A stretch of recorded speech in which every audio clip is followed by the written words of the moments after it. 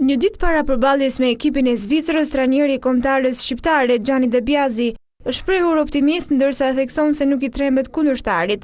Në një konferencë për media, trajneri italian thotë se skuadra e drejtuar prej tij do të futet në fushë për të fituar ndeshjen, ndërsa nuk zbarti shumë detaje mbi formacionin. Non ci spaventiamo, siamo convinti di aver fatto finora un cammino.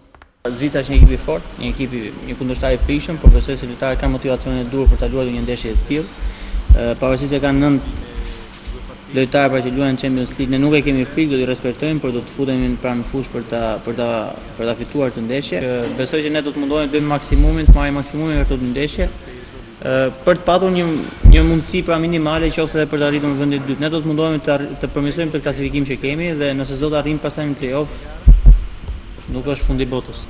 Ndërkohë para ditën e sotme, kombëtarja zvicerane mbërriti në Tiranë bashkë me 6 lojtarët shqiptar që luajnë në radhët e ekipit të Otmar Hitzfeld. Në një konferencë përshtyp, lojtarët e ekipit kundërshtar thonë se kërkojnë vetëm një pikë për të siguruar biletën drejt Brazilit. Para ditën e sotme, kuqëzinjtë do të zhvillojnë seancën e fundit servitore në kuadër të përballjes me Zvicrën, ndërsa nesër në mbrëmje në orën 20:30 do të presë Helvetët në Qemal Stafa.